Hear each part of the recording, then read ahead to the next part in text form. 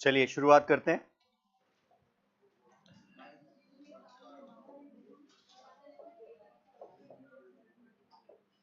आधुनिक भारत, बोलिए मत साहब।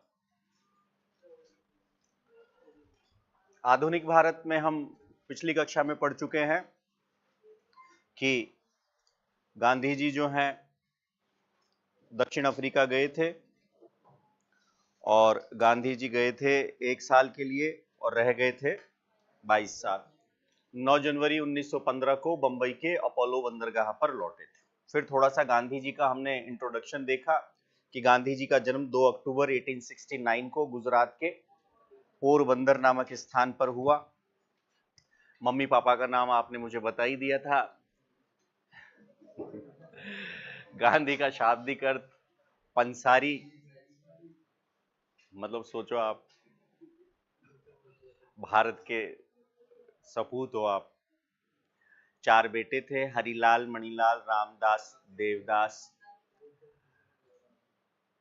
मम्मी का नाम था पुतलीबाई, पापा का नाम करमचंद गांधी, पत्नी का नाम कस्तूरबा। फिर एक राजनीतिक गुरु गोपाल कृष्ण गोखले, फिर एक निजी सचिव महादेव देसाई। उसके बाद दक्षिण अफ्रीका में गए 1893 में। 1894 में नटाल कांग्रेस की स्थापना की थी। फिर 2 आश्रम स्थापित किए थे, टॉलस्टॉय फर्म और फिनिक्स फर्म। पहला सफल सत्याग्रह वहीं किया था।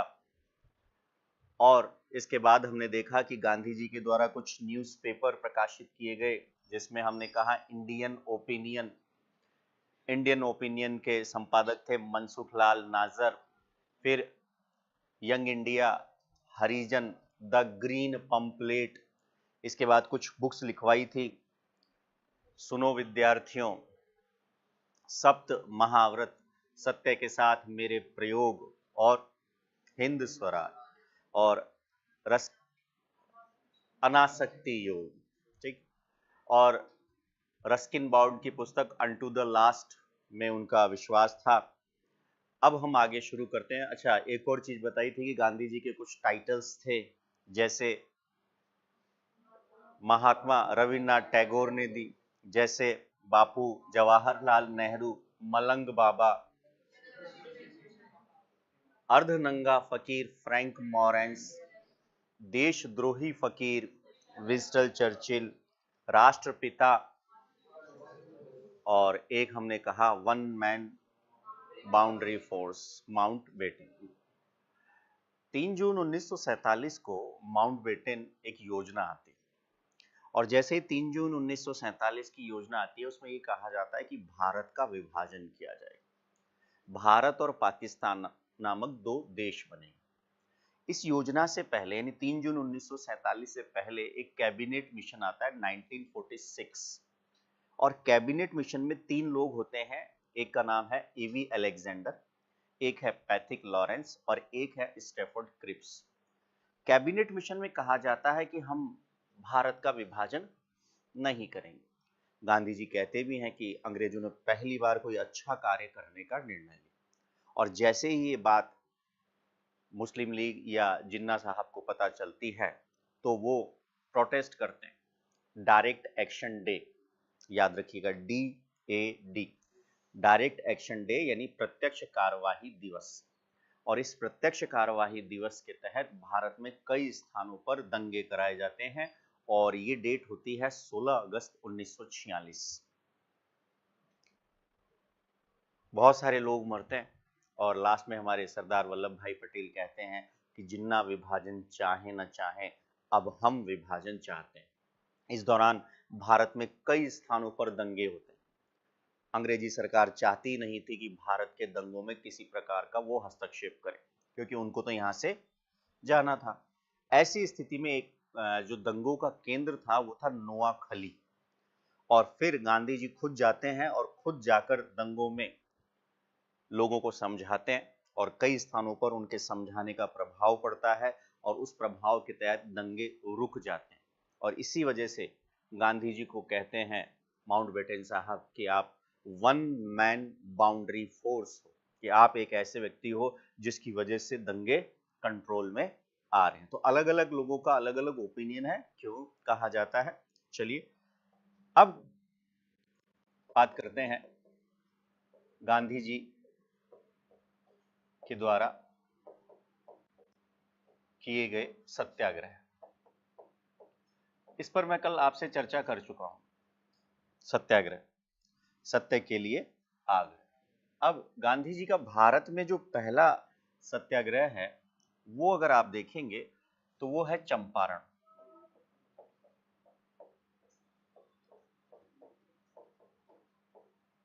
चंपारण सत्याग्रह, बोर्ड पर देखते जाइएगा फिर लिखिए। चंपारण बिहार में एक जगह है। अब बिहार में जो किसान थे, इन किसानों को जबरन इंडिगो यानी नील की खेती करना अनिवार्य था, और नील की खेती भी इनको अपनी भूमि के एक निश्चित भाग पर करना पड़ता था, जो कि 3/20 भाग, और इस व्यवस्था को कहा जाता था 3 कठिया। कठिया मीन्स यू कैन से, हम जैसे अपने राजस्थान में कहते हैं ना कि गज, 100 गज जमीन, ठीक है, फिर बीघा, ठीक है, तो ऐसे वहां कहा जाता है धुर, कट्ठा, तो कट्ठा नहीं कह के कठिया। तो भूमि मापने की एक इकाई है, जैसे हमारे यहाँ गज है, बीघा है, ऐसे ही जैसे हरियाणा में जाओगे तो आप किला, ठीक है, ऐसे ही हिंदुस्तान में अलग अलग जगह पर अलग अलग शब्दों का प्रयोग किया जाता है भूमि मापन के लिए। तो यहाँ के चंपारण के किसानों को जबरन नील की खेती करनी है, और इस व्यवस्था को कहा गया था 3 कठिया पद्धति। दूसरा, ये जो किसान थे इनके साथ एक व्यवस्था लागू थी कि ऑलरेडी समझौता किया गया था, और उस समझौते पर सिग्नेचर भी करवाए थे कि साहब ऑलरेडी कागज दे दिया और आपको ये मैंडेटरी है, यानी अनिवार्य है कि ये काम तो करना है। अब यहां के जो किसान थे ये खाद्यान्न का उत्पादन करना चाह रहे थे।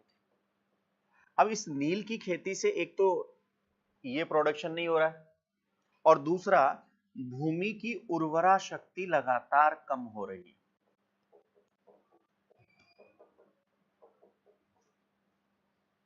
भूमि की उर्वरा शक्ति कमजोर हो रही है। जब भूमि की उर्वरा शक्ति कमजोर हो रही है तो फिर ऐसी स्थिति में किसानों के लिए खाद्यान्न संकट। अब चंपारण के एक स्थानीय नेता थे, लोकल लीडर, और स्थानीय नेता का नाम था राजकुमार शुक्ल। याद रखिए। तो राजकुमार शुक्ल साहब जो थे बहुत दिनों से यहाँ पर आंदोलन कर रहे थे, लेकिन इनकी कोई सुनवाई नहीं हो रही थी। तब गांधी जी इंडिया आए हुए थे, और एक जगह है लखनऊ,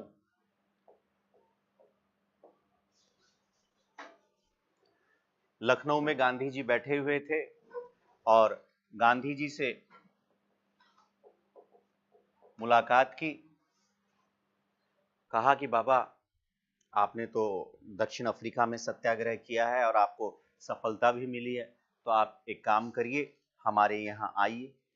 गांधी जी ने सोचा कि साहब कोई काम वाम तो है नहीं, नया आया ही हूँ, 9 जनवरी 1915 को बंबई के अपोलो बंदरगाह पर लौटे ही थे, और वर्तमान में 7 से 9 जनवरी प्रत्येक वर्ष प्रवासी भारतीय दिवस के रूप में मनाया जाता है। तो ऐसी स्थिति में गांधी जी ने सोचा कि क्यों ना मैं चलूं, और गांधी जी यहाँ गए, और यहाँ जाकर जैसे ही गांधी जी पहुंचते हैं वहां, तो वहां के जो अधिकारी होते हैं गांधी जी को कहते हैं कि आपकी एंट्री नहीं होगी बिहार में, यानी कि चंपारण में। लेकिन गांधी जी ने बैरिस्टर थे, वकीलों से देख लो उलझना थोड़ा सा मुश्किल काम भी हो जाता है। तो वकील साहब ने समझाया कि साहब मैं इस देश का नागरिक हूँ, और आप मुझे भारत के किसी भी कोने में जाने से रोक नहीं सकते। ठीक है साहब, गांधी जी को आने दिया गया। तो फिर गांधी जी ने यहाँ सत्याग्रह किया। गांधी जी के साथ यहाँ पर कुछ लोग थे जो आपको याद रखना है, जैसे जेबी कृपलानी, पूरा नाम है जीवतराम भगतराम कृपलानी, आचार्य जेबी कृपलानी जिन्हें आप कहते हैं, डॉक्टर राजेंद्र प्रसाद,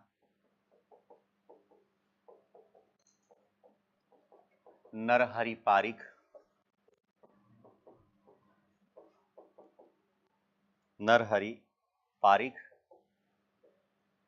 महादेव देसाई, इन सब की सहायता से गांधी जी ने यहाँ सत्याग्रह किया। लास्ट में सरकार को झुकना पड़ा। सरकार ने एक कमीशन या कमेटी का गठन किया जिसके सदस्य गांधी जी भी बने और लास्ट में कहा गया कि जबरन नील की खेती नहीं करवाई जाएगी। तो ये जो चंपारण है, ये चंपारण गांधी जी का भारत में पहला, भारत में ध्यान रखिएगा, भारत में पहला सफल सत्याग्रह था। तो अगर आपसे पूछे कि गांधी जी ने पहला सत्याग्रह कब किया, कहां किया, तो दक्षिण अफ्रीका में। मैंने आपसे फिर कहा कि सवाल सुने बिना आंसर नहीं देना चाहिए। मैंने कहा कि गांधी जी ने अपना पहला सत्याग्रह कहां किया, साउथ अफ्रीका। गांधी जी ने भारत में अपना पहला सफल सत्याग्रह कहां किया, चंपारण। चंपारण कहां है, बिहार। और बिहार में किसान किससे परेशान थे, नील की खेती से। तो लास्ट लाइन बता दीजिए, अपोलो। लिखिएगा, पैराग्राफ चेंज करके लिखिए, पहले इसको पूरा करते हैं।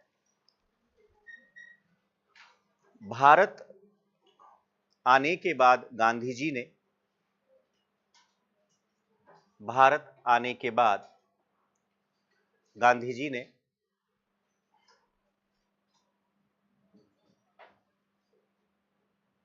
भारतीयों को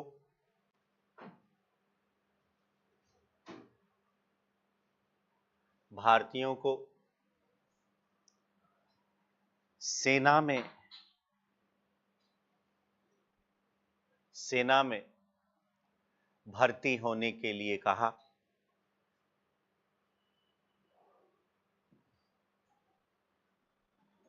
सेना में भर्ती होने के लिए कहा। इसलिए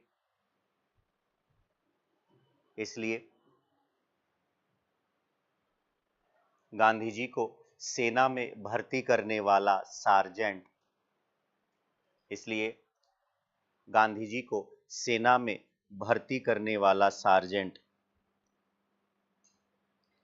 कहा जाता है।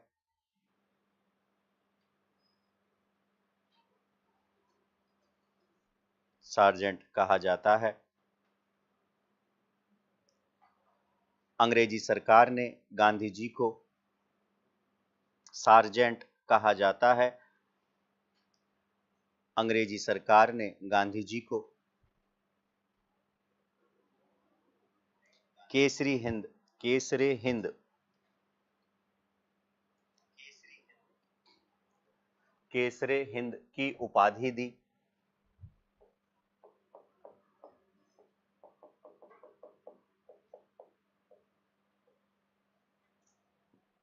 केसरे हिंद की उपाधि दी।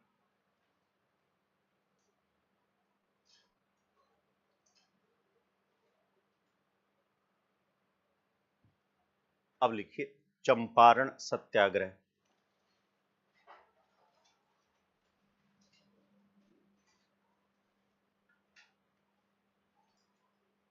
देखिए बोर्ड पर देखिए,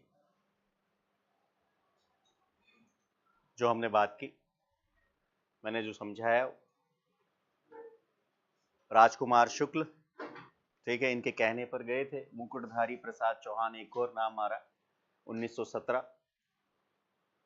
एंट्री नहीं दी जा रही थी पहले, फिर बताया कि साहब जाना है। लखनऊ अधिवेशन में ये जो मैंने बताया, राजकुमार शुक्ल, ये ध्यान रखिएगा। और अपनी आत्मकथा सत्य के साथ मेरे प्रयोग में नील का दाग में गांधी जी ये पूरी कहानी बताते हैं। गांधी जी के साथ और भी थे, ब्रजकिशोर और ये सारी चीजें हैं।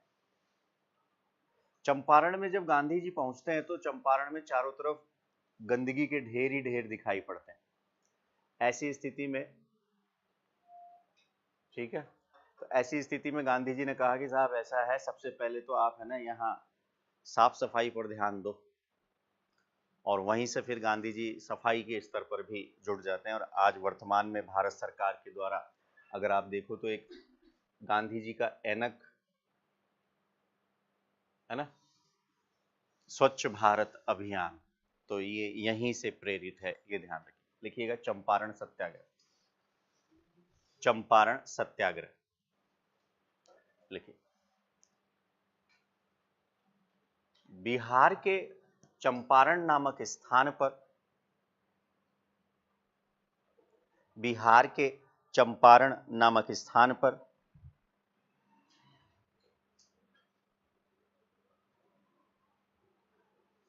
वहां के किसानों से, वहां के किसानों से जबरन जबरन नील की खेती, नील की खेती कराई जा रही थी,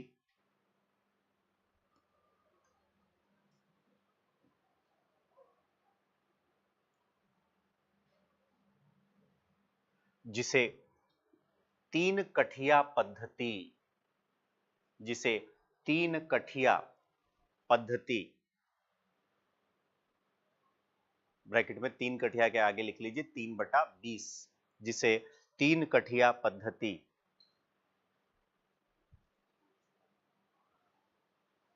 के नाम से जाना गया, तीन कठिया पद्धति के नाम से जाना गया।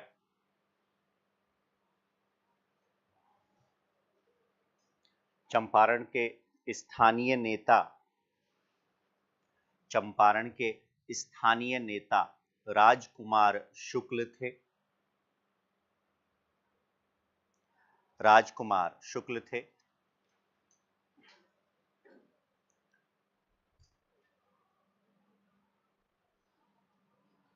लखनऊ में,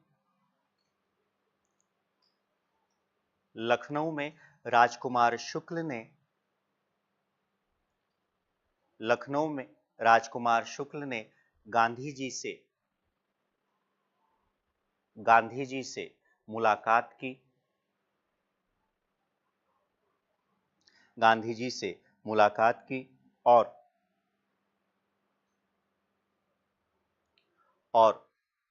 गांधी जी को चंपारण में, और गांधी जी को चंपारण में सत्याग्रह, सत्याग्रह करने के लिए, सत्याग्रह करने के लिए आमंत्रित किया, आमंत्रित किया।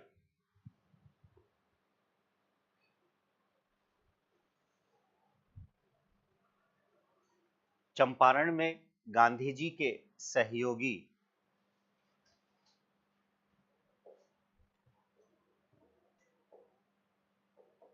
चंपारण में गांधी जी के सहयोगी थे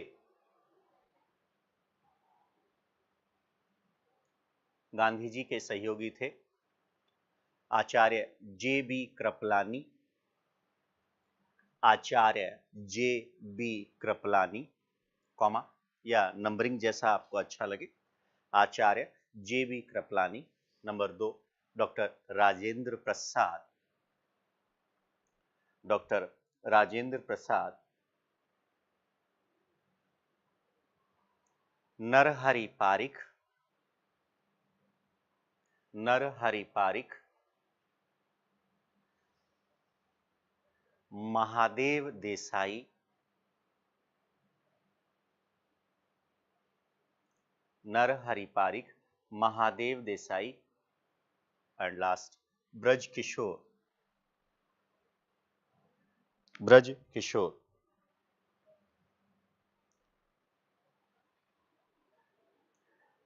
गांधी जी ने चंपारण में सत्याग्रह किया, गांधी जी ने चंपारण में सत्याग्रह किया,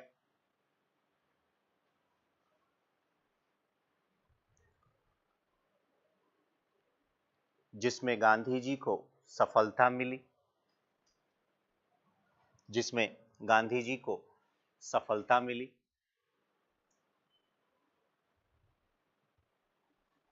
भारत में,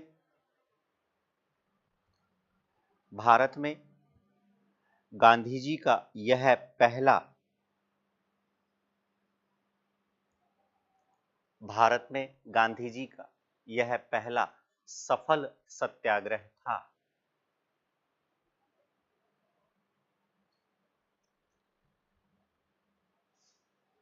पहला सफल सत्याग्रह था।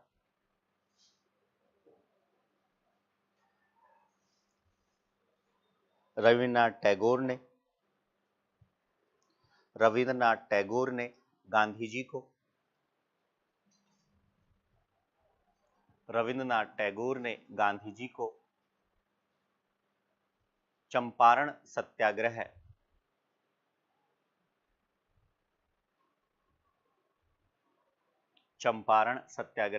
के बाद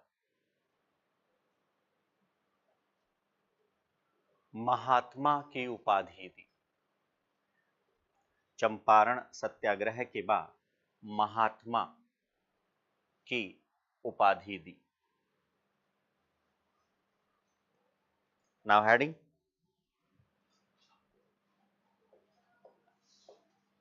अहमदाबाद सत्याग्रह।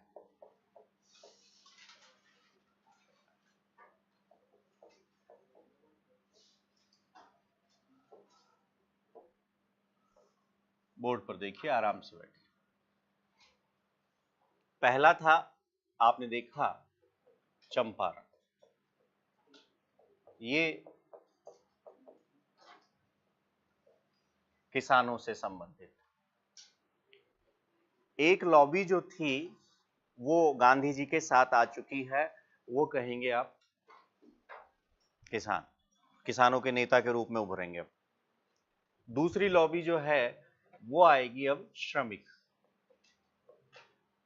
कल मैंने आपको बताया था कि 1914 से 1918 के बीच प्रथम विश्व युद्ध चल रहा था साहब, जिसमें 36 देशों ने हिस्सा लिया था। 36 देशों की बजाय मैंने कहा था 4 देश इस तरफ वाले देख लीजिए, जर्मनी, ऑस्ट्रिया हंगरी, टर्की और बुल्गारिया। लगभग 1565 दिन ये युद्ध चला।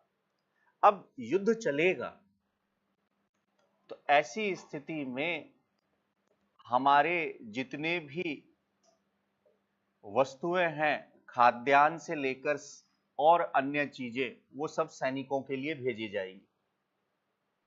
सपोज करे कि भगवान न करे कि युद्ध हो अभी भारत का किसी देश के साथ, तो हम सब एकजुट हो जाएंगे। एक बार कारगिल का युद्ध हुआ था, तो हर लोगों ने अपने हिसाब से, किसी ने अपने 1 महीने की सैलरी दी, किसी ने 1 दिन की सैलरी दी देश के लिए।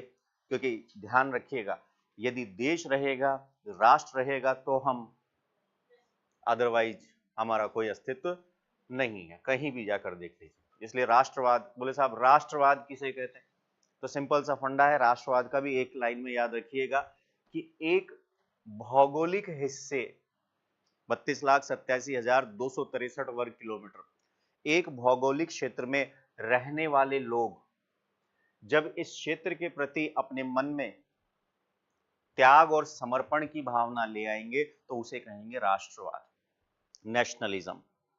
तो क्या गांधी जी राष्ट्रवादी थे? क्या भगत सिंह राष्ट्रवादी थे? क्या वीडी सावरकर राष्ट्रवादी थे? तो सबका साध्य तो एक ही था। साध्य मतलब ऑब्जेक्ट यानी उद्देश्य, लेकिन सबके टूल्स अलग अलग थे। तो इसलिए ध्यान रखिएगा राष्ट्रवादी भावना। तो युद्ध के दौरान सभी चीजें जो है वो सेना के लिए, तो इधर संकट पड़ा, और संकट पड़ेगा जब किसी चीज की कमी होगी तो महंगाई बढ़ेगी। अब महंगाई, डिमांड और सप्लाई, ये सारी चीजें आप इकोनॉमिक्स में देखिएगा। तो यहां पर अहमदाबाद में मिल मजदूर थे, और अहमदाबाद के जो ये मिल मजदूर थे ये बोनस की मांग कर रहे थे।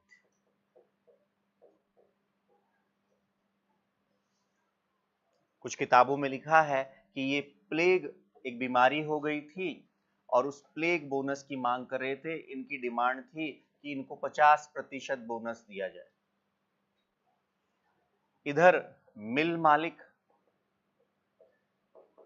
जो थे वो कह रहे थे नहीं साहब, हम तो इतना ही दे सकते हैं साहब।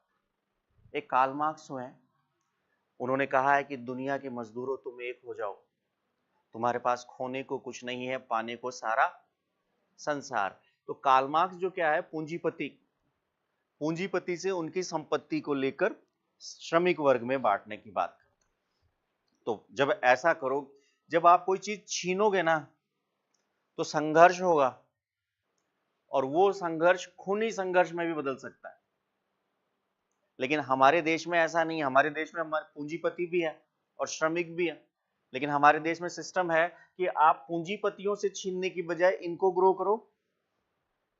तो दोनों लेवल पर है। इनको छीनोगे तो फिर ये आपकी, भाई आप किसी से कोई वस्तु छीनोगे तो वो आपका, सिंपल सी बात है। हाँ, आप ये कह सकते हो कि साहब आपको इन कार्यों में कुछ पैसा देना चाहिए, क्योंकि उन्होंने भी तो अपने स्तर पर कमाया। ये कैसे कमाया ये उनकी प्रॉब्लम। लेकिन हमारे इंडिया में ऐसा नहीं कि सारी संपत्ति आज मान लो अंबानी है, अडानी है, जितने टाटा बड़े ग्रुप हैं, बिरला ग्रुप है, टाटा ग्रुप, इनकी संपत्ति छीन ले तो क्या करेंगे, रातों रात अपना पैसा इंडिया से, तो आपकी जीडीपी तो ऐसी स्थिति में क्या कहा जाता है कि निचले स्तर को ग्रो करो। इसलिए देखो बहुत सारी योजनाएं चलाई जाती। हमारे यहाँ एक मनरेगा योजना है, ठीक है, पहले से चली आ रही है, सरकार नहीं आई, उसने उसको चेंज नहीं किया, जबकि सरकार को घाटा है। लेकिन सरकार क्या काम करती है, जन कल्याणकारी, सोशल वेलफेयर। और जन कल्याणकारी जब काम करेगी तो उसमें घाटे को नहीं देखा जाएगा। प्राइवेट सेक्टर का एक ही टारगेट होगा, प्रॉफिट। तो यहां मिल मालिक देना चाह रहे थे 20%। इस अहमदाबाद सत्याग्रह में गांधी जी के साथ जो थी वो थी अनुसुईया बेन। गुजराती, तमे गुजराती नहीं जाने, मैं थोड़ा थोड़ा गुजराती जानता हूँ, कि गुजरात गया था, और फिर जब मैं जहाँ रहता था पहले, मेरा बचपन बीता, तो मेरी पड़ोसी जो थे गुजराती थे। तो गुजराती में जैसे मैं बोलूं कि आपके पापा का क्या नाम है, तो तमारा बापू न शू नाम थई गयो छे, तो माचिस को गुजराती में कहते हैं पेटी। पेटी, अपने यहाँ पेटी का मतलब समझ गए आप, बोले पेटी ऊपर पड़ी है भाई। तो यहां पर बहन के लिए बेन। और गुजराती जो है, दाल में भी चीनी, क्यों क्यों पता ही नहीं है। आप गौर से देखना कि गुजराती जो है, गुजरात तो बना 1960 में, गुजरात के लोग जो हैं मेहनती ज्यादा हैं, और मेहनत करोगे तो मेहनत करने के लिए, फिजिकली मेहनत करने के लिए आपको एनर्जी की जरूरत है। तो महाराष्ट्र में और गुजरात में, खासतौर से महाराष्ट्र में जैसे जाते हैं तो हमारे यहाँ चाय और बिस्किट देते हैं, तो वहां गुड़ देते हैं। तो गुजरात के लोगों ने इस सिस्टम का कि बार बार गुड़ खाने से अच्छा है कि दाल में भी गुड़, तो गुड़ खाने से एनर्जी। हमारे भी तो दिया जाता है ना, हमारे तो प्याज ही, बाजरे की रोटी और वो प्याज, तो हम बोले तोड़ने की जरूरत नहीं साहब, हम ऐसे एक बार में ही कर लेंगे। और गुड़ सर्दियों में, और गुड़ क्या करता है, बॉडी के अंदर जो ब्लड है उसको प्यूरिफायर भी करता है, और एनर्जी भी। चीनी की बजाय, तो चीनी से तो क्या होगा, चीनी एक बार अगर आप खाते रहोगे तो डॉक्टर एक बार कहेगा शुगर हो चुकी है, आगे से चीनी को हाथ मत लगाना। फिर मैं आपके सामने चीनी खाऊंगा और आपको कहूंगा। घर में कई एक सदस्य होते हैं जिनको चीनी मना होती है, और हम उनके सामने जानबूझ के थोड़ा देना भाई, तो बोलो ठीक है बेटा, अपना टाइम भी आएगा। तो गुड़ खाने की बात हुई, तो बेन यानी बहन, तो अनुसुईया बहन इनके साथ थी। अब गांधी जी ने यहाँ दिमाग लगाया कि नहीं ये मानने वाले ना, तो मैंने इसको एक स्टोरी के रूप में दिया। तो गांधी जी ने क्या किया, पहुंचे साहब, बोले क्या चाहते हो, पूछा मजदूरों से। तो बोले हम तो चाहते हैं साहब, बोले 50% भी क्यों, 100% लो साहब। मैंने तो सुना है, गांधी जी कह रहे मिल मजदूरों को, कि मैंने तो सुना है कि आज रात मिल मालिक जो हैं अपनी फैक्ट्रियां बंद कर कर जा रहे हैं। तो डर गए। इन्होंने कहा बाबा आपकी जो इच्छा वो करवा देना। डन, जबान खराब नहीं होनी चाहिए। बोला आपको जबान दे दी, मिल मजदूरों ने कहा ठीक। इनके पास पहुंचे, बोले क्या चाहते हो, बोले ये भी क्यों देते हो, ये बचा के रखो, आज रात को आपकी सारी फैक्ट्रियों को आग लगाने वाले हैं ये लोग। तो बोले क्या आप जो चाहो, बोले डन। बोले देखो इधर भी डन और इधर भी डन, लास्ट में फाइनल डिसीजन कितना प्रतिशत, अब ये जो स्टोरी मैंने क्रिएट करके आपको सुनाई है उसके पीछे ये है कि ये दे रहे थे 20 और ये दे रहे थे, ठीक है, और इन्होंने, गांधी जी ने पहली बार यहां पर भूख हड़ताल, आप लोगों ने कभी करी है भूख हड़ताल? मैं तो अभी कभी बार कर लेता हूं, पहले मम्मी से करता था, आजकल पत्नी से भूख हड़ताल हो जाती, नहीं खाता जा, फिर थोड़ी देर बाद पता लगता है गलत कर लिया, क्योंकि सब्जी का जो टेस्ट होता है ना वो अलग अलग होता है। तो अपनी मनपसंद की सब्जी नहीं बनी तो क्रोध में कर तो लेते हैं, लेकिन इसको कितनी देर तक आप स्टेबल कर पाते हैं? 1 घंटा, 2 घंटा, 3, फिर दोबारा कोई खाना परोस के भी नहीं देता है, फिर खुद ही जाते हैं, जैसी कटोरी मिली, जैसी थाली मिली, ले ले भाई। क्यों, किस पर थे हम? और फिर सामने वाली पार्टी, क्या हुआ हड़ताल का? बोले हो गया जी, हेडिंग डाल लीजिए और लिखिएगा, अहमदाबाद सत्याग्रह लिखिए। गांधी जी का यह सत्याग्रह, गांधी जी का यह सत्याग्रह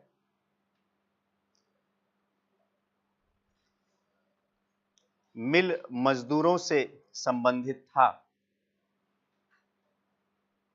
मिल मजदूरों से संबंधित था,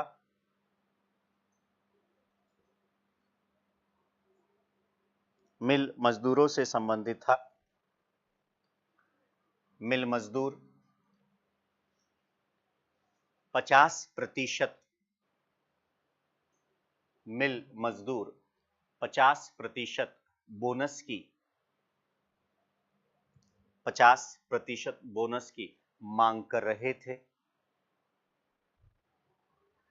मांग कर रहे थे, जबकि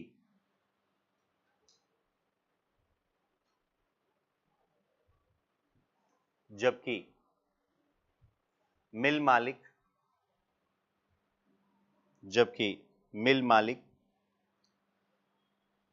20% 20% बोनस ही देना चाहते थे।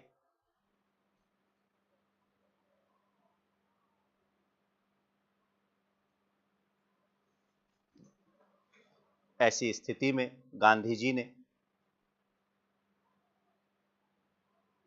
ऐसी स्थिति में गांधी जी ने यहां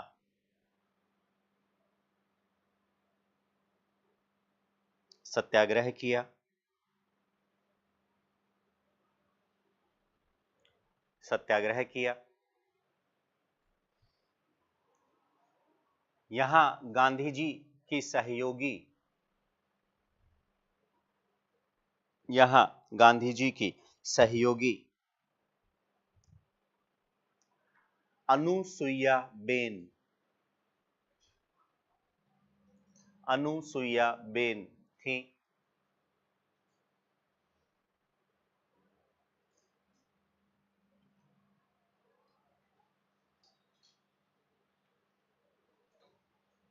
अहमदाबाद सत्याग्रह के दौरान गांधी जी ने, अहमदाबाद सत्याग्रह के दौरान गांधी जी ने भूख हड़ताल की थी, भूख हड़ताल की थी।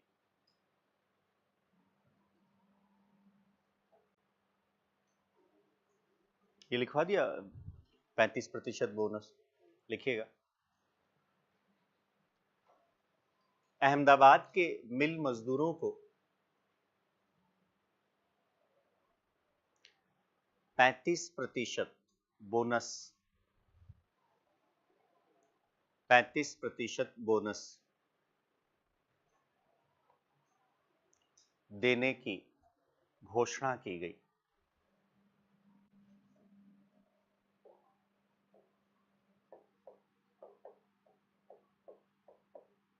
नेक्स्ट,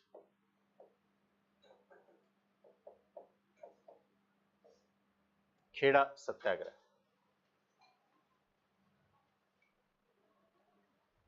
खेड़ा सत्याग्रह देखिए।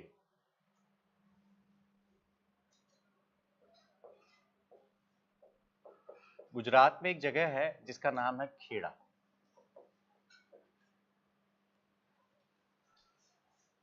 गुजरात जो था ये, देखो 3 प्रेसिडेंसियां थी अंग्रेजों की, बॉम्बे, मद्रास और बंगाल। ठीक है साहब। अब गुजरात जो है, अगर हम आज के हिसाब से देखें तो गुजरात 1960 में बना है। तो इससे पहले हम तो बात कर रहे हैं कब की, 1960 की। तो इसका मतलब गुजरात किसका पार्ट है, बॉम्बे प्रेसिडेंसी का। कल मैंने बॉम्बे के बारे में बताया था, मुंबई मुंबा माता के नाम पर पड़ गया। तो इस बेल्ट में अंग्रेजों ने हमारे यहाँ जो व्यवस्था लागू की थी उसे हम कह रहे हैं रैयतवाड़ी व्यवस्था। रैयत का मतलब होता है किसान। तो इस बेल्ट में जमीन का मालिक होता था किसान। मतलब ब्रिटिशर्स ने अपने पूरे एरिया के 51% भाग पर, मतलब उनके पास जितना ब्रिटिश भारत था, 2 प्रकार के क्षेत्र थे। एक, अगर मैं इंडिया की बात करूं तो इंडिया को 2 भागों में बांटा गया। एक प्रिंसली स्टेट, यानी कि हिंदी में कहें तो देशी रियासतें, और दूसरा कहें ब्रिटिश भारत। और ये जो ब्रिटिश भारत था ये युद्ध के माध्यम से आया, ये संधि के माध्यम से आया, ठीक है, ये गोद निषेध नीति के माध्यम से आया। तो अब ये जो बेल्ट है ये अंग्रेजों के कंट्रोल में। और गौर से देखो कि जो जो हिस्सा अंग्रेजों के नियंत्रण में था वहीं पर आंदोलन है। देशी रियासतों में आंदोलन कम है। जैसे हमारा राजस्थान देखिए, तो हमारे राजस्थान में प्रजामंडल के माध्यम से आंदोलन होगा। हमारे राजस्थान में पहले किसान आंदोलन के बाद प्रजामंडल।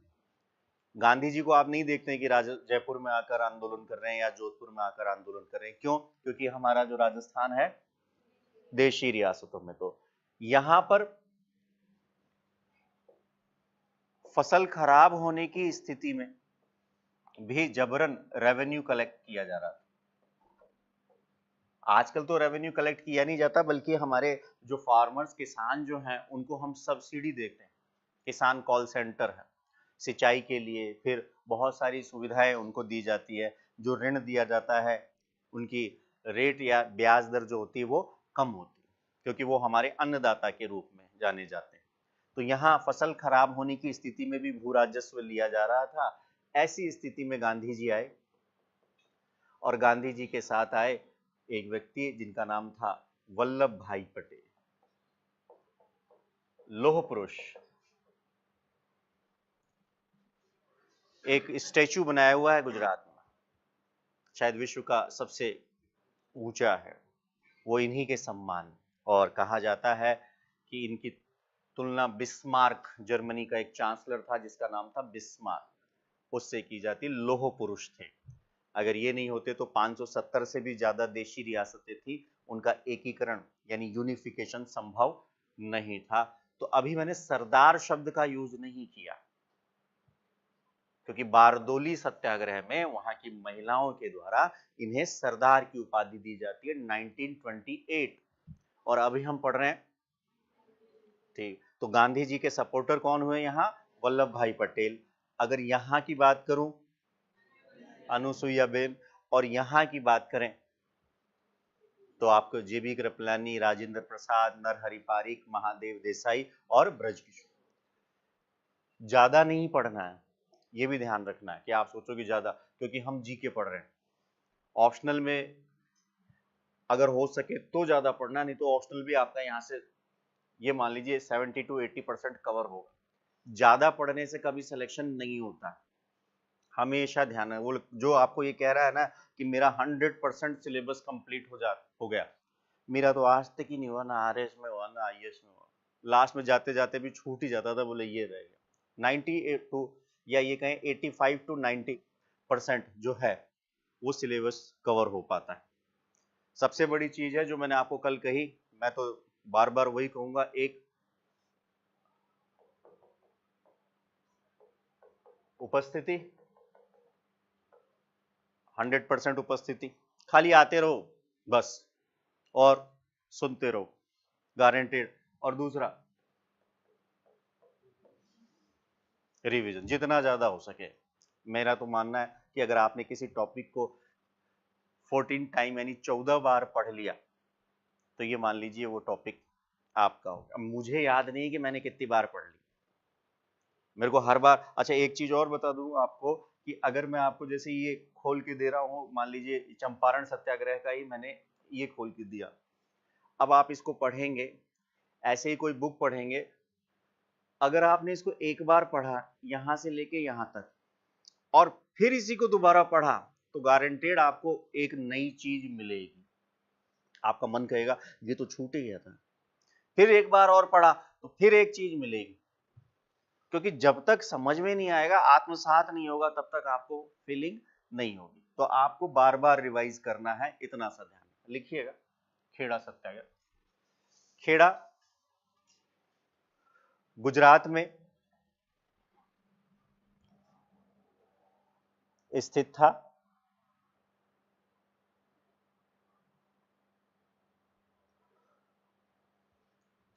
गुजरात में स्थित था। यहां जो भी ऑनलाइन देख रहे हैं सबको मेरा नमस्कार, गुड मॉर्निंग। यहां फसल नष्ट होने की स्थिति में भी,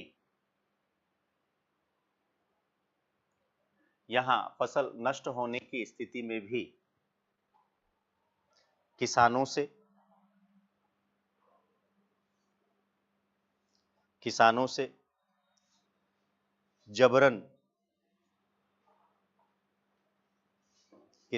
जबरन भू राजस्व वसूला जा रहा था। भू राजस्व वसूला जा रहा था।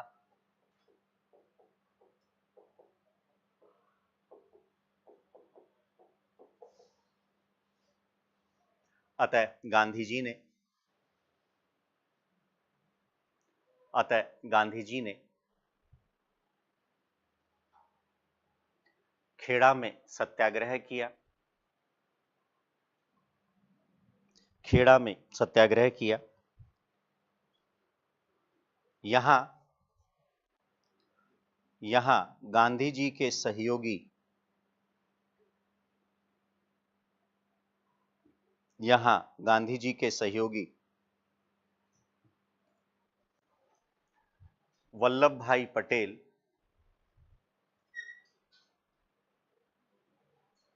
व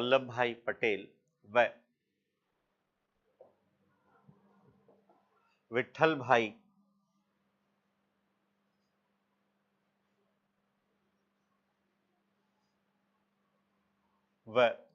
भाई पटेल थे।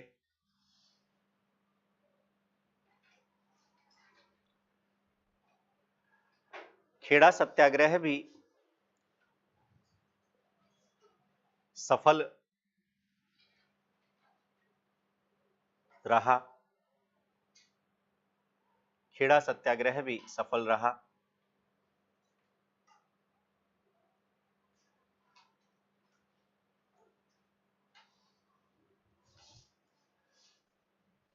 खेड़ा सत्याग्रह को गांधी जी का वास्तविक खेड़ा सत्याग्रह को गांधी जी का वास्तविक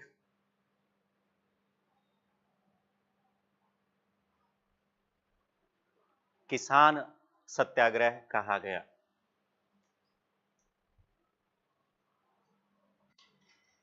देखो ये है स्टैच्यू ऑफ यूनिटी, भारत के उप प्रधानमंत्री तथा भारत के प्रथम गृह मंत्री सरदार वल्लभ भाई पटेल को समर्पित, जो कि गुजरात में है। 2013 में इनके जन्म दिवस के मौके पर उद्घाटन किया गया, शिलान्यास किया गया।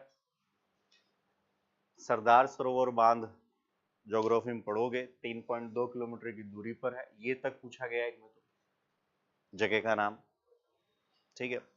पर्टिकुलर पर्सन से ना पूछकर उसके आसपास की चीजों से पूछा जाता है सारा, क्योंकि लोह पुरुष तो हर कोई पढ़कर आएगा, और एकीकरण में, भारत का यूनिफिकेशन में भी उनका योगदान रहा। तो उनके लिए गुजरात के भरूच जिले में नर्मदा के पास, यहां पर खंबात की खाड़ी और कच्छ का रण ज्योग्राफी में आपने पढ़ा होगा, ठीक है।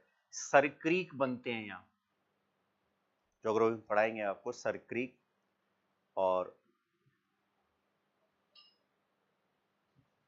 182 मीटर, तो बोले 1 मीटर लगभग 3.25 फीट, 3.5, 3.25 से 3.5 के बीच। तो ऑटोमेटिक आप याद रख लीजिए, जैसे मान लीजिए 2 मीटर है तो 2 मीटर का मतलब गुणा कर दीजिए उसको 100, तो 182 मीटर। और विश्व की सबसे ऊंची, फिर दूसरी कौन सी है, चीन में, ठीक है, स्प्रिंग टेम्पल। दो तो आपको याद रखने की आवश्यकता है, तो एक तो चाइना में है और एक इंडिया में है, और कहां पर है तो वो आपने देख ही लिया। तो जाओ कभी, तो मुझे भी आप चाहे तो ले जा सकते हैं, खर्चा आपको करना पड़ेगा, ठीक है। धन्यवाद। हेडिंग डाल लीजिए असहयोग आंदोलन। कितनी ऊंचाई थी, 182।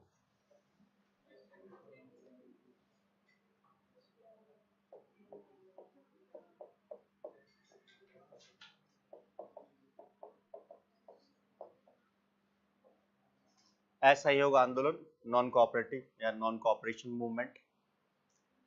आराम से बैठिए।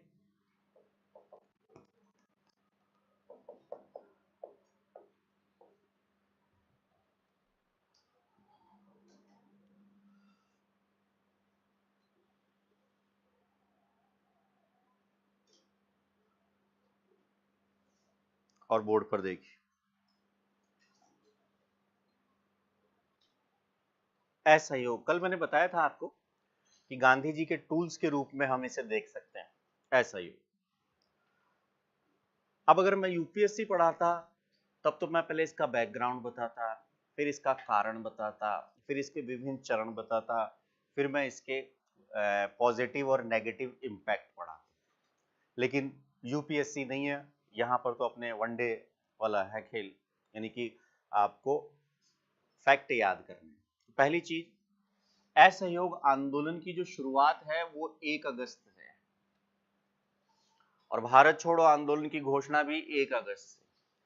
1 अगस्त के दिन बाल गंगाधर तिलक की मृत्यु हुई थी। कल तिलक के बारे में जाना था आपने कि तिलक के द्वारा होम रूल आंदोलन चलाया गया था, और तिलक ने बंबई को छोड़कर, स्पेशली मैंने कहा था कि बंबई को छोड़कर बाकी जगह, कर्नाटक, महाराष्ट्र, बरार और ये सारे से, फिर उनके साथ अध्यक्ष जोसेफ बैप्टिस्टा, सचिव एनसी केलकर, और उनका जो समाचार पत्र थे 2, मराठा कौन सी भाषा में, अंग्रेजी, और केसरी मराठी भाषा। जरूर उल्टा मत कर देना सामू, जैसे हम पढ़ाते हैं अलाउद्दीन खिलजी ने सैनिकों का हुलिया रखने की और घोड़ों को दागने की, तो उल्टा कर दिया, पता चला कि घोड़ों का हुलिया रखना और सैनिकों को, सोचो ऐसा हो तो क्या हो, कैसे रखे घोड़ों का हुलिया, तो सारे एक जैसे ही दिखेंगे आपको, तो उल्टा मत करिएगा। तो असहयोग आंदोलन से पहले कांग्रेस के 2 अधिवेशन है साहब, कांग्रेस के अधिवेशन है, और अधिवेशन में भी आपको ध्यान में रखना है 2 अधिवेशन है। पहला, एक हम बात करेंगे विशेष अधिवेशन की, और एक बात करेंगे हम नियमित अधिवेशन की। अब विशेष अधिवेशन जो है ये है सितंबर 1920, और ये है दिसंबर 1920, ये है कलकत्ता में, और ये है नागपुर। बोर्ड पर देखिए। अब गांधी जी जब आ गए तो आपने देखा 3 सत्याग्रह किया, चंपारण, अहमदाबाद और खेड़ा। लेकिन जब आदमी आगे बढ़ता है ना तो उसको पीछे खींचने वाले भी कुछ लोग मिलेंगे, क्योंकि कई राष्ट्रवादी नेताओं को पछाड़कर अब गांधी जी आगे जाएंगे, तो गांधी जी का सपोर्ट धीरे धीरे कई नेता नहीं करेंगे, क्योंकि बोले साहब अभी तो आए, जानता कौन है इनको। लेकिन गांधी जी ने पहले अपना बेस मजबूत किया। तो सितंबर 1920 में कलकत्ता में जो विशेष अधिवेशन हुआ है, इसके अध्यक्ष थे लाला लाजपत राय, और इसके अध्यक्ष थे वी राघवाचारी।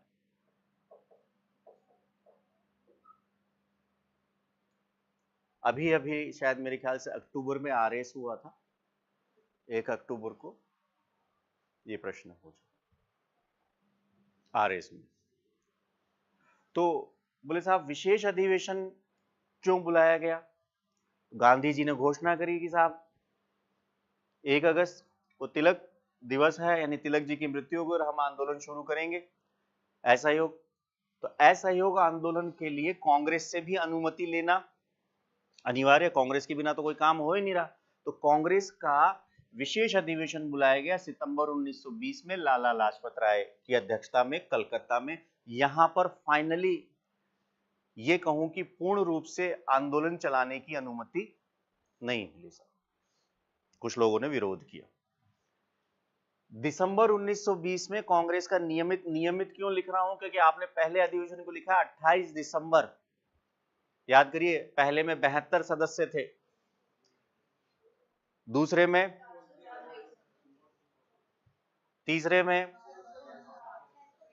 और चौथे का तो आपको याद ही, 1 2 4 टोटल गोलमेज सम्मेलन, और पहले टोटल में सदस्य है 246। देखो नहीं भूलते हम, मैथ्स नहीं भूलते, मैथ्स याद नहीं की जाती, मैथ्स को अंदर लिया जाता। फर्स्ट में 89, सेकंड में ट्रिपल, और लास्ट 46। कोई जिगजैग नहीं है कहीं कोई दे, इसलिए मैथ्स में पूरे में से पूरे आते हैं साहब। बाकी कोई सब्जेक्ट ऐसा नहीं है जो आपको पूरे में से पूरा है, मैथ्स की कैलकुलेशन पूरी चलती। तो यहां पर फाइनली अधिवेशन आंदोलन चलाने की अनुमति दे दी गई। तो 2 अधिवेशन आपको तो याद रखना है। अब आइए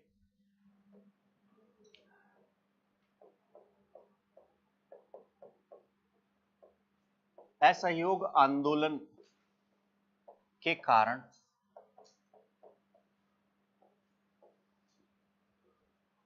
तो सबसे बड़ा कारण अगर हम देखें तो एक है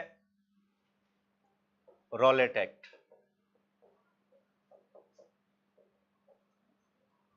एक है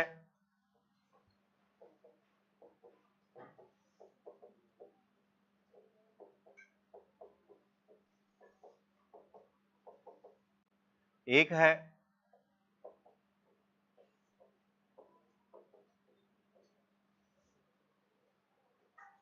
बेसिकली 3। अब बोले साहब रॉलेट एक्ट क्या है? तो एक पूर्व न्यायाधीश या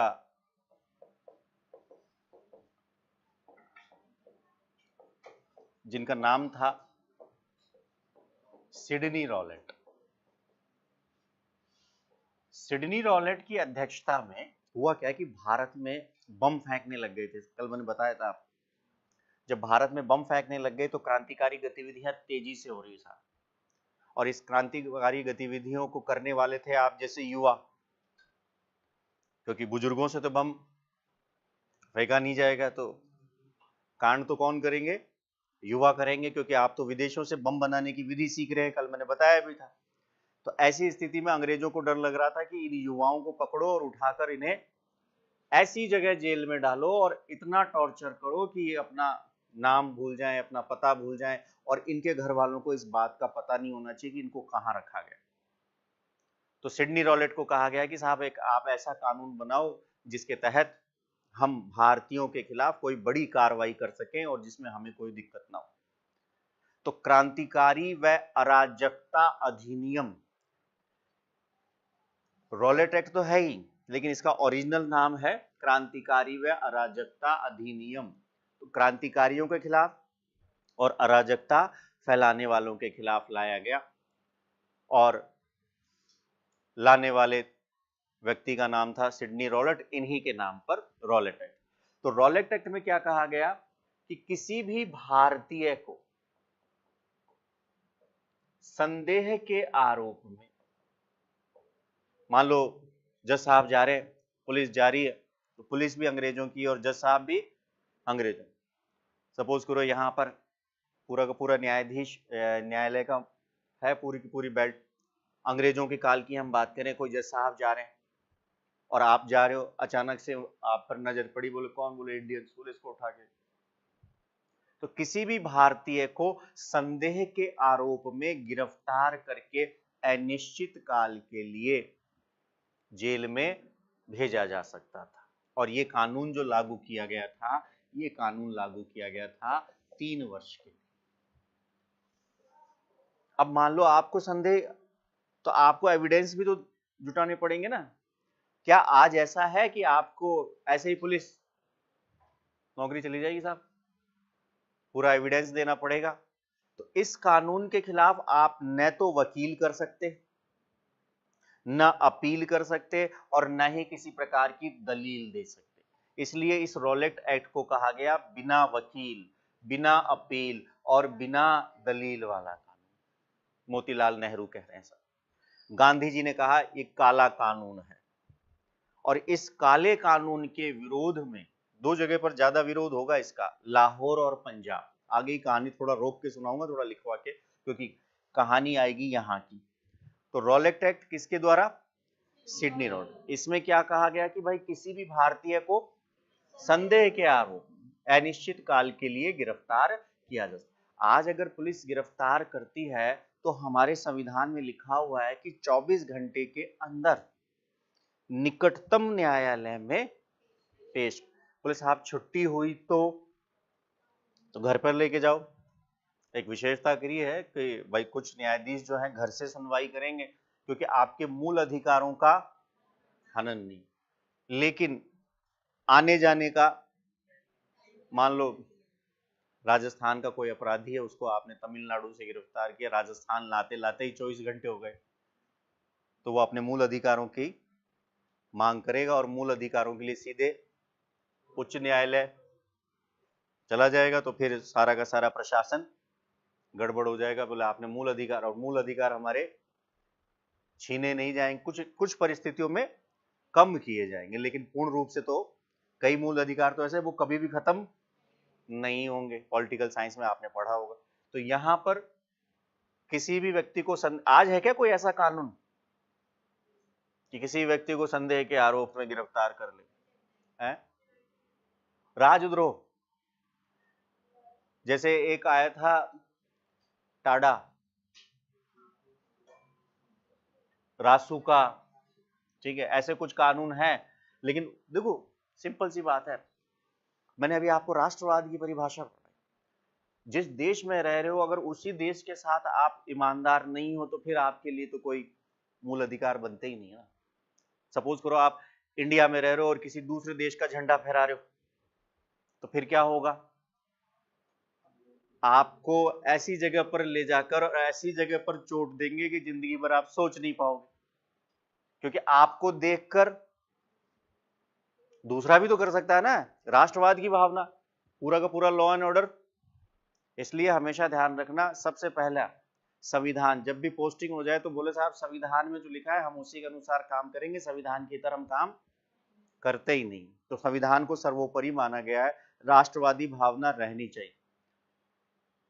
इसीलिए आप देखो जनगण मन तो सिनेमा हॉल में बजता था, तो पहले तो पड़ोसी को देखते थे खड़ा हो रहा है कि नहीं हो रहा है, फिर अंदर से फीलिंग आती खड़ा हो ही जा भाई, क्या पता कैमरे वैमरे लगे हो। और दूसरा सम्मान है ना, अपने आप आता है, जबरदस्ती नहीं कराया जा सकता कि आप बोले साहब हनुमान जी को नमस्कार करो या राम जी को, ऐसा पॉसिबल नहीं होगा। तो आज इस तरह का नहीं है। गांधी जी ने इसको क्या कहा? काला कानून। और इस कानून के विरोध में गांधी जी के द्वारा एक सत्याग्रह किया गया, जिसे कहा गया रॉलेट सत्याग्रह। अब मैंने कहा कि इस रॉलेट एक्ट का सबसे ज्यादा विरोध हुआ है लाहौर और पंजाब में। क्या कर रहे थे? इस कानून के तहत गिरफ्तार करते थे और अपनी मर्जी के स्थान पर ले जाकर टॉर्चर करते थे। टॉर्चर मतलब शारीरिक यातना, जिससे कि आगे आप इस तरह की क्रांतिकारी गतिविधियां ना करें। तो पंजाब के दो नेता थे, एक का नाम था डॉक्टर सत्यपाल और एक का नाम था डॉक्टर सैफुद्दीन किचलू। और यहां से कहानी शुरू होगी, तो पहले लिखिएगा।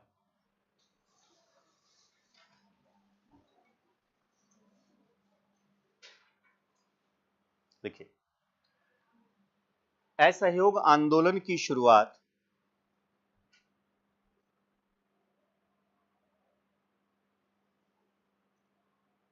गांधी जी के द्वारा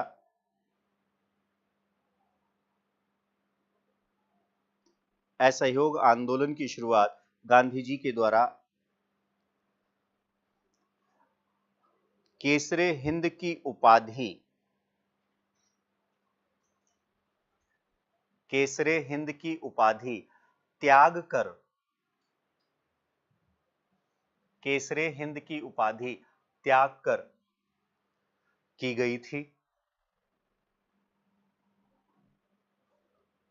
त्याग कर की गई थी कांग्रेस के द्वारा। कांग्रेस के द्वारा दो अधिवेशनों का, दो अधिवेशनों का आयोजन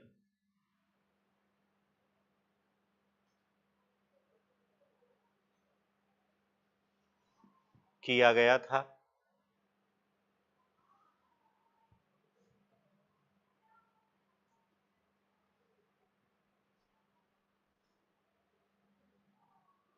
नंबर एक, विशेष अधिवेशन,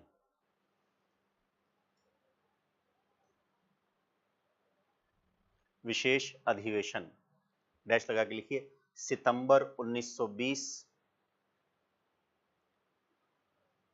सितंबर 1920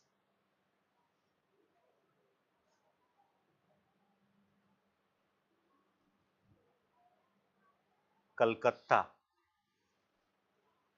सितंबर 1920 कलकत्ता। देखिएगा, इस अधिवेशन की अध्यक्षता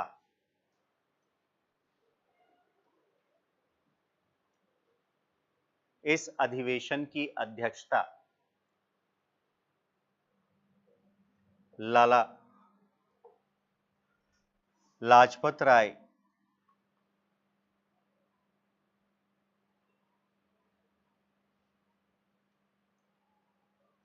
के द्वारा की गई थी।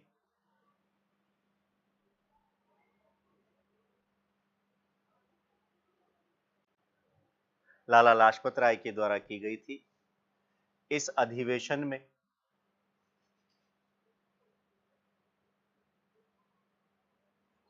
इस अधिवेशन में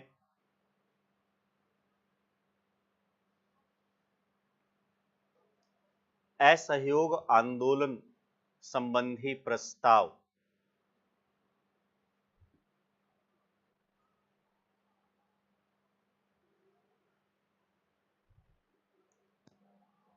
को स्वीकार कर लिया गया था। असहयोग आंदोलन संबंधी प्रस्ताव को स्वीकार कर लिया गया था। देखो, ये है लाला लाजपत राय।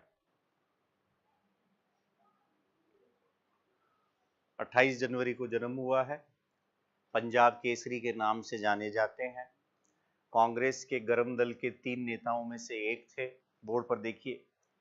और साइमन कमीशन जब आया था, साइमन कमीशन भारत आया, 1927 की बात है, गठित हुआ। तो साइमन कमीशन 2 बार भारत आता है और साइमन कमीशन के विरोध में नारा लगाते हैं, साइमन कमीशन गो बैक। तब लाठियों से इनके ऊपर प्रहार होता है और ये घायल हो जाते हैं। ये पूछा गया एक में कि कहाँ इनका जन्म हुआ, पंजाब के मोगा नामक स्थान। दयानंद एंग्लो, स्वामी दयानंद सरस्वती जो थे, उनके फॉलोवर थे ये भी। भगत सिंह भी, तो उनको ही फॉलो करते थे। साइमन कमीशन की बात करी मैंने, और चंद्रशेखर आजाद, भगत सिंह, सुखदेव ऐसे लोग थे, राजगुरु जिसने सैंडर्स की हत्या की थी। हालांकि स्कॉट ने ऑर्डर दिया था, आएगा जब हम चर्चा करेंगे। और फिर इनकी डेथ हो गई थी। एक ये किताब याद रखना है, अनहैप्पी इंडिया, दुखी भारत। और देखो एक बुक, और गांधी जी न्यूज़पेपर। तो गड़बड़ मत कर देना साहब। बोले साहब यंग इंडिया नामक पुस्तक की किसने रचना की? पहला ऑप्शन बोले सर ने बताया था गांधी जी थे, और ऐसा हुआ। और यहाँ ठीक है, तो इतना इंग्लैंड डेप्ट्स टू इंडिया, ये जरूरत नहीं है, ये आपको ध्यान रखना है। और एक अनहैप्पी इंडिया, फर्स्ट ग्रेड वालों आपके शायद लाला जी लिखा हुआ हो, तो उसमें आपको ये दो चीजें याद रखनी है, एक प्रश्न आने की संभावना। लेकिन नियमित अधिवेशन, नियमित अधिवेशन, रेगुलर,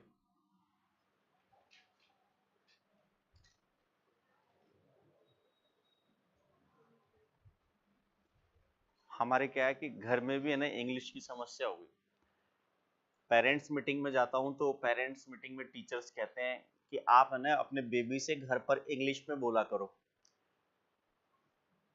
तो आता हूं उस दिन तक तो थोड़ा थोड़ा, बोले बेटा स्पून लेके आ, बेटा वाटर बॉटल लेके आ। 2 घंटे, अरे पानी की बोतल लाना, पानी ला रहे। तो अपने तो क्या खून में ही हिंदी है, तो एक दिन तो चलता है। अच्छा अंग्रेजी मूवी में भी आजकल हम नीचे वो चला कर देखते हैं, है ना, तो अब वो समझ में तो आता है कई बार, लेकिन फील नहीं आ पाता। जैसे पहले की पिक्चर में जब घूसा मारते थे धर्मेंद्र, तो आवाज आती डिशुम, है ना, तो फीलिंग आती थी। तो इंग्लिश एक समस्या नहीं है, लेकिन हम जैसों को अडॉप्ट करने में एक दिन तो अडॉप्ट कर लेंगे, अब दूसरे दिन क्या होगा, वो वापस, इसको कहते हैं पूर्वाग्रह, ऑलरेडी फिक्स है। आपको आपके घर में यदि मैं आंख में पट्टी बांध दूं तो आप अपने पूरे घर में घूम लोगे, कहीं नहीं टकराओगे, गारंटेड। पानी की बोतल ही निकलेगी फ्रिज में से, या रसोई घर में ही जाओगे, या पूजा घर में ही जाओगे, वही जाओगे। दूसरे के घर में गए तो हमारे क्या है, मारवाड़ी में कहते हैं ना बम्बोड़ो, है ना। लिखिएगा, नियमित अधिवेशन दिसंबर 1920, दिसंबर 1920 लिखिएगा। नागपुर में वी राघवाचारी,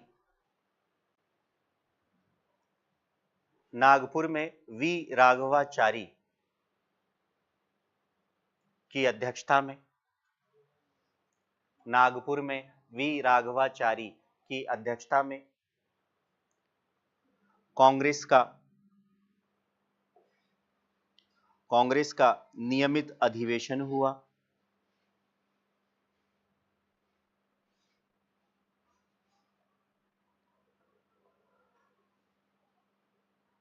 नियमित अधिवेशन हुआ जिसमें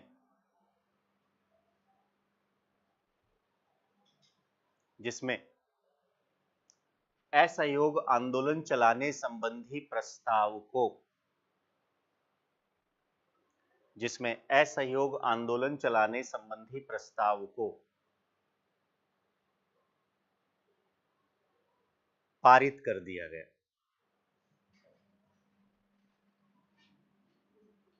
अब मैंने कहा भाषा, अभी इंग्लिश की बात करी तो बोर्ड पर देखो, असहयोग आंदोलन चलाने संबंधी प्रस्ताव को पारित कर दिया। अब मैंने इंग्लिश की बात की तो यहां पर क्या हो रहा है, एक और निर्णय हुआ है,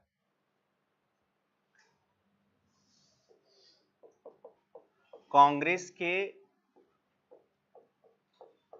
संविधान में परिवर्तन।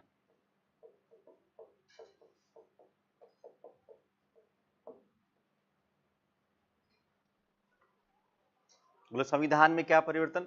तो पहली चीज, कांग्रेस की सदस्यता शुल्क कम की जाए। मान लो आपको कांग्रेस का सदस्य बनना है तो एक निश्चित थी या 50 पैसे या 75 पैसे उस जमाने में आपको जमा कराना है। तो बोले साहब निम्न वर्ग को जोड़ोगे तो 50 पैसे 1920 में बहुत बड़ी रकम, रकम बोल रहा हूँ साहब, आज तो आप मानोगे ही नहीं। तो बोले उसको कम किया जाए, कम करेंगे तो ज्यादा से ज्यादा लोग सदस्य बनेंगे। एक दूसरा, प्रांतों में भाषा के आधार पर कांग्रेस का गठन किया जाए। मान लो तमिलनाडु गए तो तमिलनाडु में तमिल लैंग्वेज, अब हिंदी तो आज भी, आपको बता दूं, तमिलनाडु में और केरला में हिंदी समझ नहीं आती है स्टूडेंट्स, कर्नाटक में आती, कर्नाटक में समझते हैं, आज भी ये समस्या है।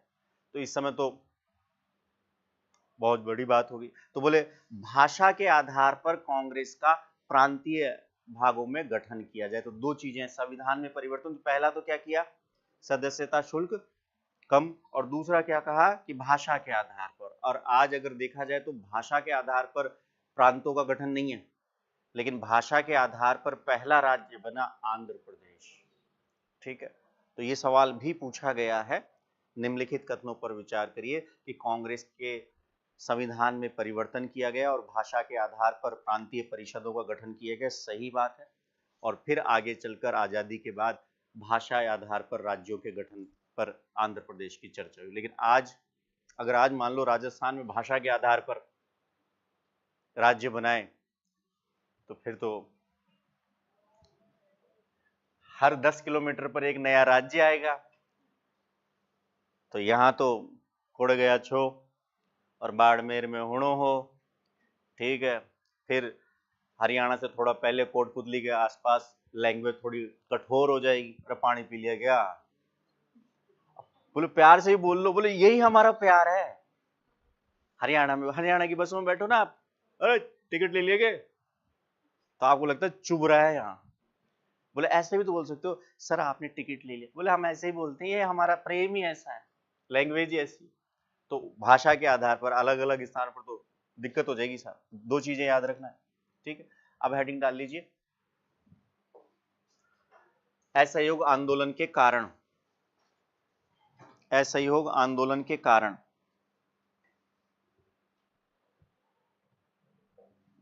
नंबर 1,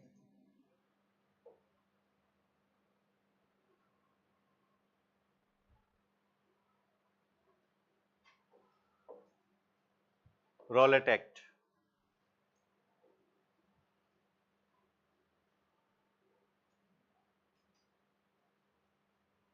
रॉलेट एक्ट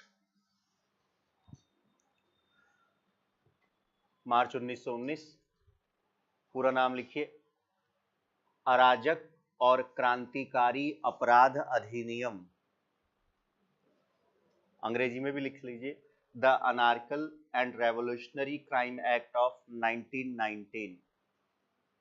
अराजक, अराजक और क्रांतिकारी अपराध अधिनियम। अराजक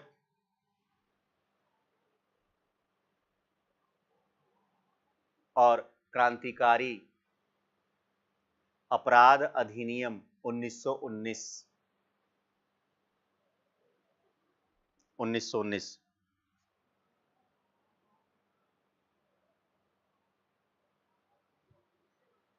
देखिएगा, सितंबर 1917 में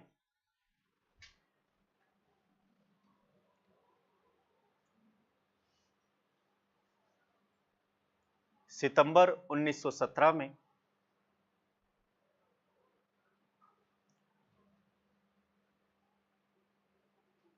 अंग्रेजी सरकार के द्वारा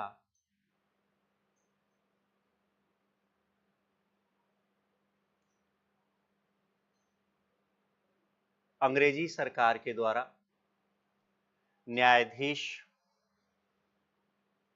अंग्रेजी सरकार के द्वारा न्यायाधीश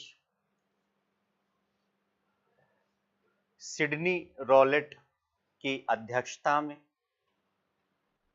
न्यायाधीश सिडनी रॉलेट की अध्यक्षता में एक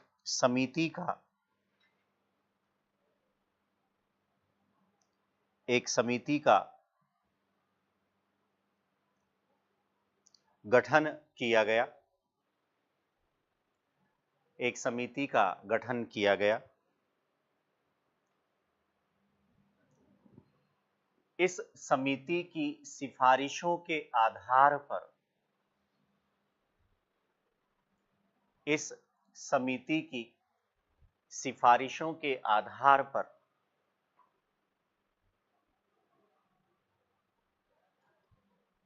मार्च 1919 में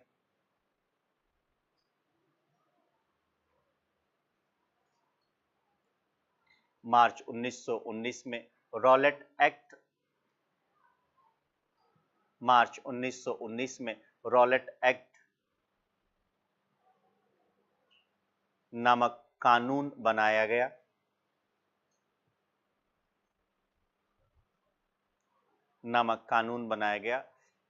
जिसका उद्देश्य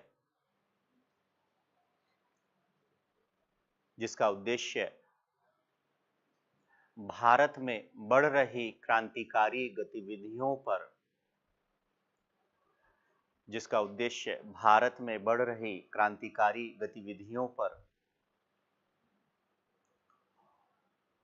नियंत्रण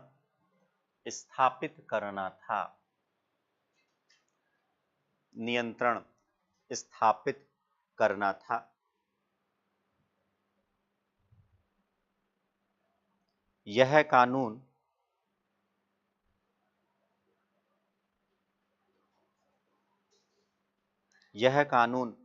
3 वर्ष के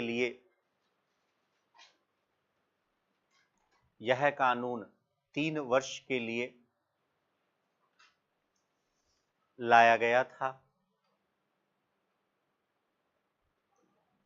3 वर्ष के लिए लाया गया था। इस कानून के तहत मजिस्ट्रेट को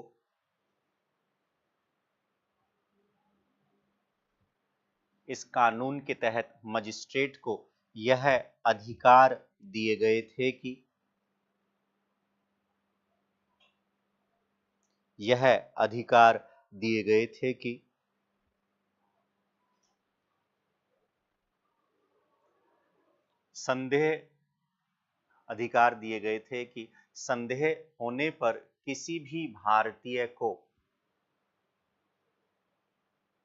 संदेह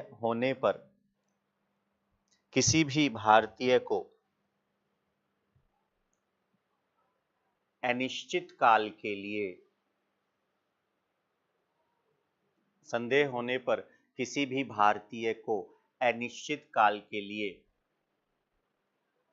जेल में डाला जा सकता था।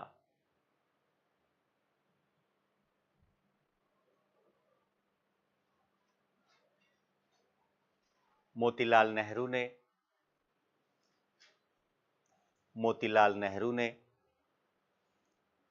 रॉलेट एक्ट को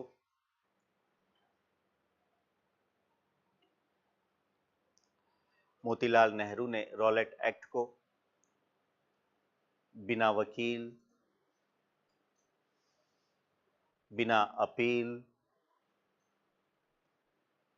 वकील, बिना अपील व बिना दलील वाला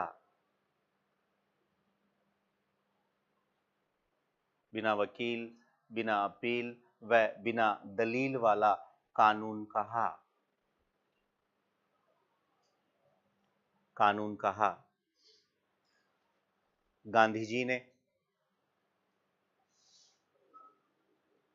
गांधी जी ने रॉलेट एक्ट को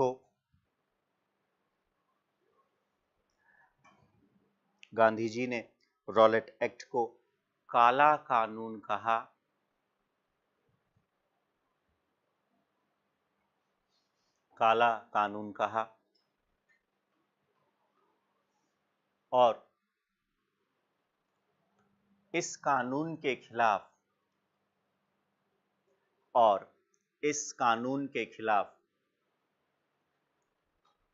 रॉलेट सत्याग्रह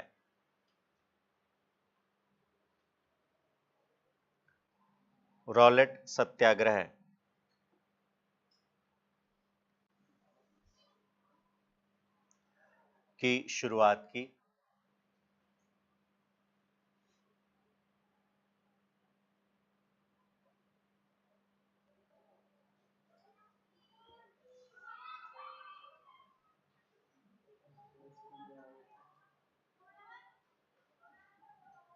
छह अप्रैल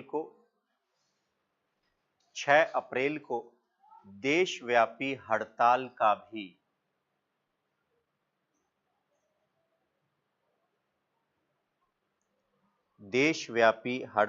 का भी आयोजन किया गया। 6 अप्रैल को देशव्यापी हड़ताल का आयोजन किया गया। दिल्ली में स्वामी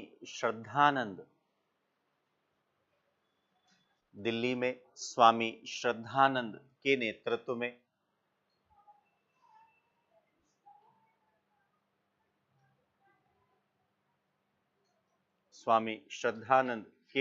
में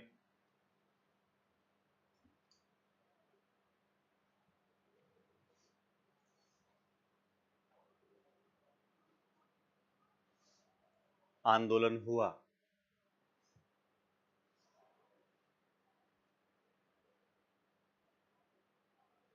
रॉलेट सत्याग्रह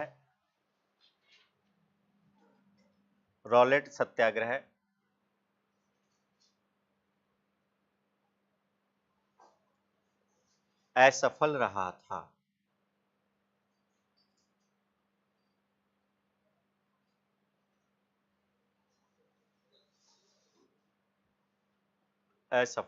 था। हेडिंग डाल लीजिए। दूसरा कारण जलियांवाला बाग।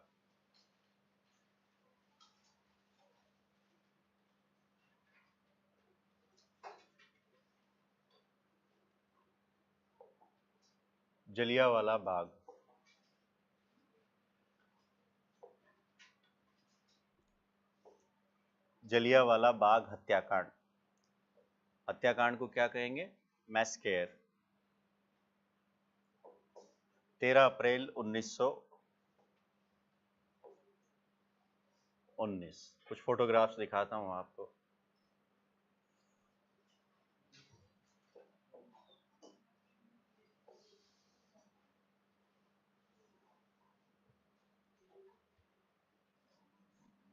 इसको हमने एक स्मारक के रूप में, जिससे कि हमारे लोग याद रखें। एक जल्ली नाम का व्यक्ति था, उसकी कोई जमीन थी, तो उसके चारों तरफ दीवार बाउंड्री थी और उसमें प्रवेश करने का एक सकरा रास्ता था। तो धीरे धीरे डेवलप हुआ और थोड़े बहुत पेड़ वेड़ लग गए, तो उसे हमने नाम दे दिया बाग। तो जल्ली से जलिया वाला बाग, जैसे पार्क होते हैं ना अपने, ठीक है, तो पार्क में एंट्री का एक ही रास्ता। इसको हमने आज ऐतिहासिक रूप दे दिया, मेमोरी याद रहे। कुछ इस तरह की था वो बाग, एक तरफ ही रास्ता था, कुआं है ये। हुआ क्या, अब यहां तो पेन चलेगा नहीं, अभी मैं समझाऊंगा। 13 अप्रैल 1919 अमृतसर गोल्डन टेम्पल से कुछ दूर, बैसाखी का दिन, सिखों का एक महत्वपूर्ण त्योहार, और फसल पक गई। तो फसल पक गई तो आजकल क्या है कि हम तो रोज ही खुशी मनाते हैं। अभी कल मेरा जन्मदिन ही मना रहे हैं बिना ही मतलब, मुझे ही नहीं पता कि मेरा जन्मदिन है, बोले साहब आपका जन्मदिन है। तो आजकल तो इंडियंस को खुशी मनाने का कोई ना कोई बहाना चाहिए। फेल हो गए तो भी पार्टी होगी, गम में भी तो पार्टी होती थी साहब, और पास हो गए तो खुशी में भी पार्टी। तो पहले के लोग जो थे पार्टी करते थे तो पूरी फैमिली के साथ पार्टी करते थे, आज की जैसे नहीं अकेले ही। और पार्टी करते थे तो मेले में जाते थे शॉपिंग करने के लिए। तो ऐसे ही जलियांवाला बाग नामक स्थान पर जो बैसाखी का दिन था, कुछ लोग आए हुए थे, तो फैमिली जा रही है पूरी। आपको पता है सबसे कम उम्र के मरने वाले व्यक्ति की आयु, व्यक्ति नहीं बोलना चाहिए मुझे, 6 सप्ताह। 6 सप्ताह मतलब 1.5 महीना। 1.5 महीने के बच्चे को भी गोली लगी और वो मरा है। तो पूरी की पूरी फैमिली यहाँ एकत्रित हुई थी। पहले देख लो, फिर चार्ट बना के समझाऊं। सकरा रास्ता मैं बता रहा था आपको, एक तरफ से ही जाने का। लिखा हुआ है यहाँ ऐतिहासिक गली, जनरल ओडायर और एक माइकल डायर। जनरल डायर यहाँ तोप लेके भी आया था, तोप अंदर जा नहीं पाई साहब, नहीं तो फिर और विभत्स चीज होती।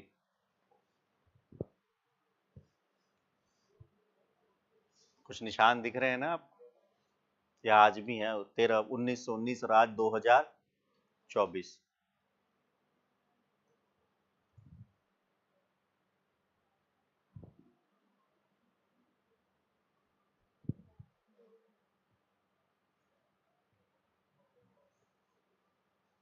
वापस मेमोरी। अब मैं आपको समझाता हूँ। ये पूरी कहानी है इस तरह की। अब ये विकिपीडिया पे तो मुझे समझ में नहीं आती।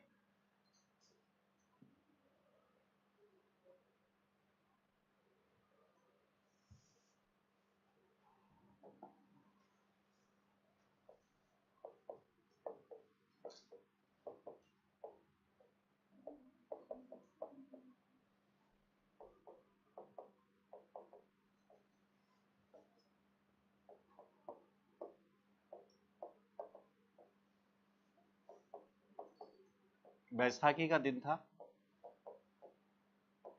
त्योहार होता है कुछ इस तरह।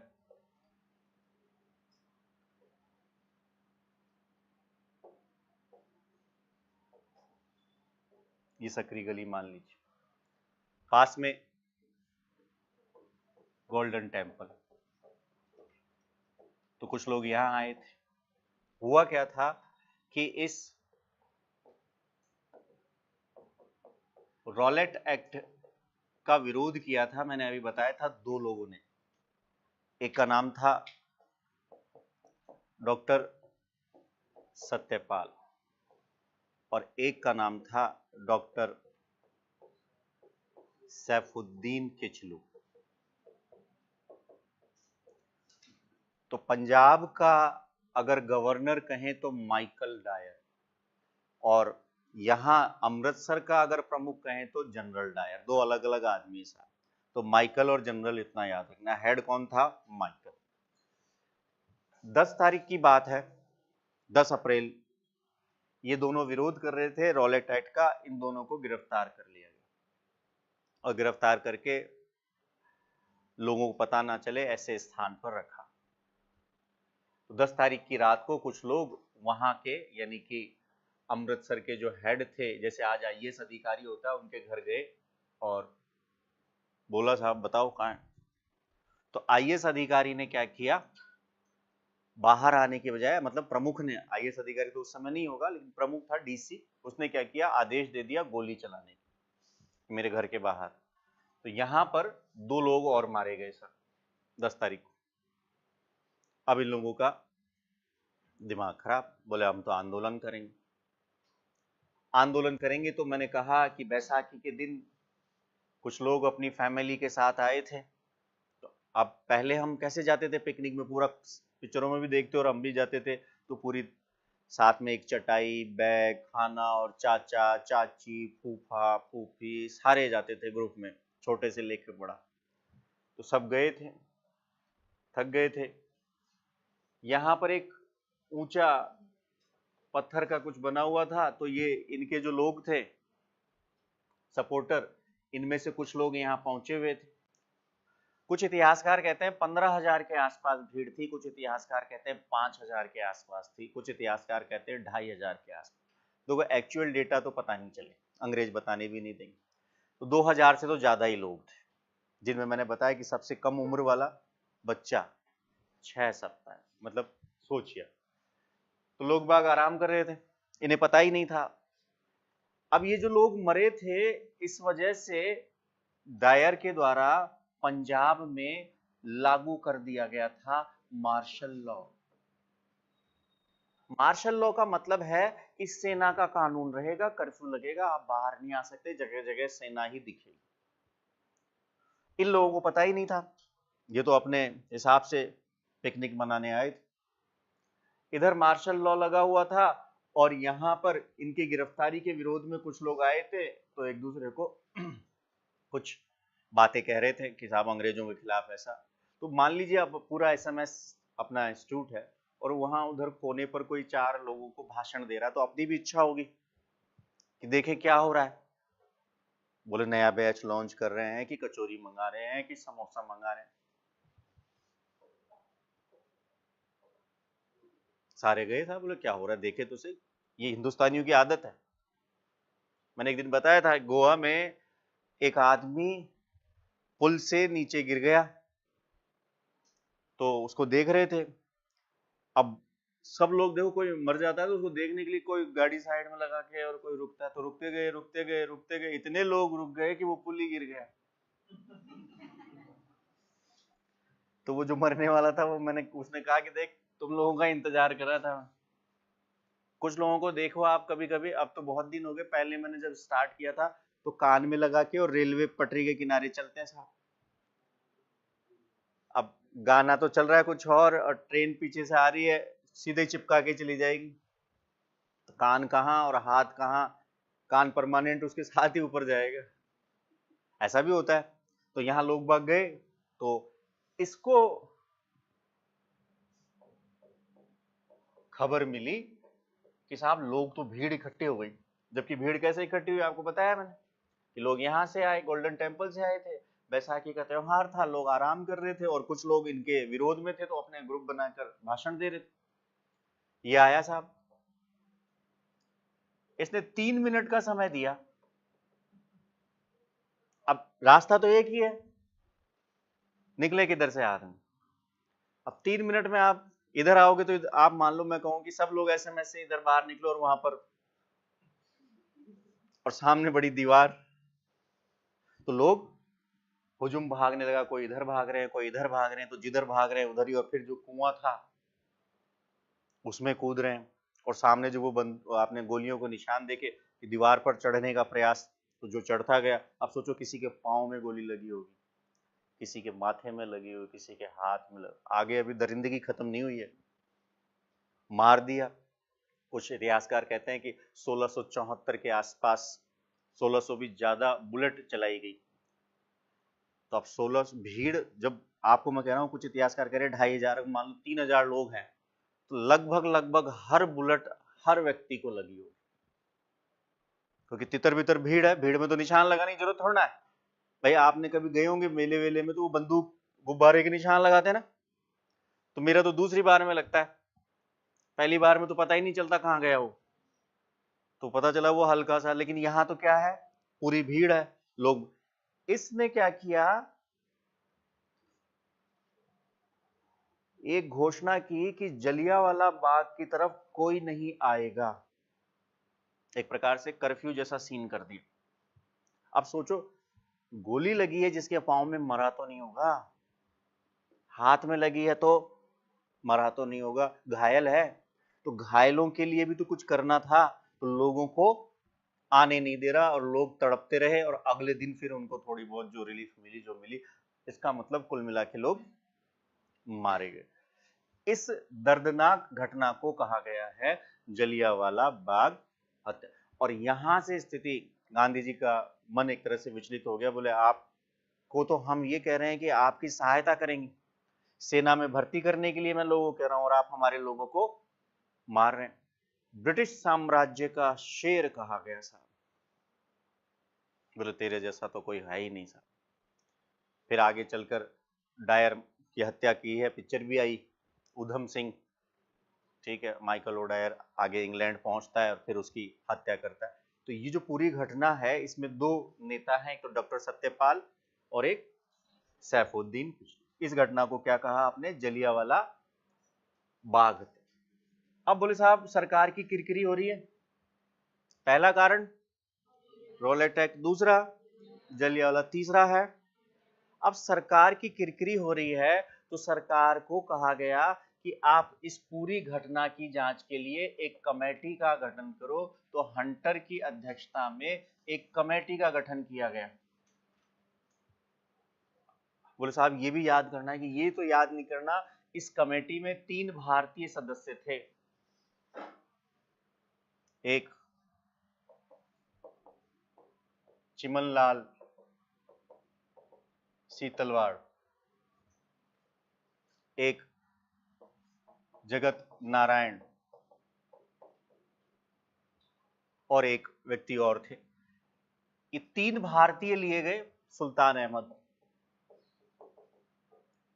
बाकी अंग्रेज थे। अब भारतीयों को लिया कि भारतीयों की सहानुभूति मिल सके। इस हंटर कमेटी ने अपनी रिपोर्ट में लिखा कि परिस्थितियों के अनुसार डायर के द्वारा गोली चलाना उचित था। क्या? परिस्थितियों के अनुसार डायर के द्वारा गोली चलाना, क्या परिस्थिति थी? मैंने तो सारी आपको घटना बताई ना। गोल्डन टेम्पल में लोग आए थे और उस 6 सप्ताह के बच्चे ने क्या किया था जो मारा गया, और उस बुजुर्ग की क्या गलती थी जो बुजुर्ग मारे गए, क्योंकि पूरी फैमिली आएगी ना साहब, बुजुर्ग भी आ रहे और बच्चे भी आ रहे। और कौन से ये आपके खिलाफ, इनको तो पता ही नहीं था। अगर पता होता और ऐसा ही कुछ होता तो ये लोग यहां रहते ना छिपके, और जैसे ही आते में 15-20 आए होंगे, तो अगर मान लो 2000 है, 2000 भागते हुए भी आते तो 100 मरते, 500 मरते, बाकी तो उनको पकड़ लेते। लेकिन ये तो इसका प्री प्लान था सब कुछ। और कितनी देर का समय दिया? अब 3 मिनट में मैं कहूं कि 2000 लोग एक परिसर को खाली करें और उस परिसर में एक ही रास्ता है, तो पॉसिबल नहीं है। गांधी जी ने हंटर कमेटी की रिपोर्ट को कहा कि साहब यह पन्ने दर पन्ने सरकारी लीपापोती है। 2 लाइन लिख लीजिए। पंजाब के दो नेता डॉक्टर सत्यपाल, पंजाब के 2 नेता डॉक्टर सत्यपाल व डॉक्टर सैफुद्दीन किचलू के द्वारा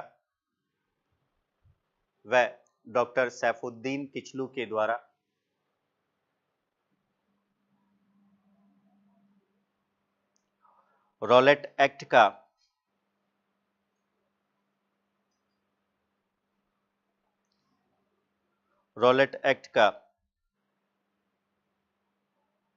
विरोध किया गया। रॉलेट एक्ट का विरोध किया गया। अतः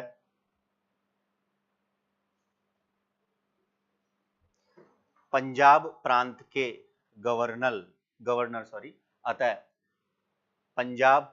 governor Michael O'Dwyer, Punjab प्रांत के गवर्नर माइकल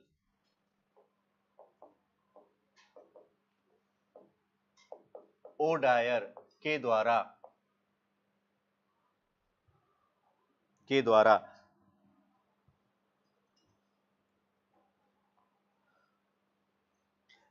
इन दोनों नेताओं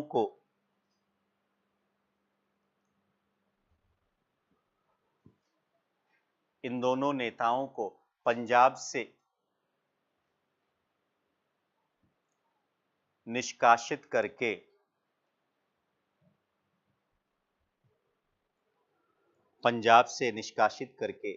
हिमाचल प्रदेश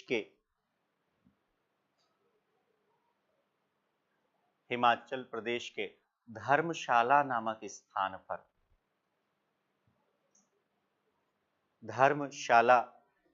स्थान पर भेज दिया गया।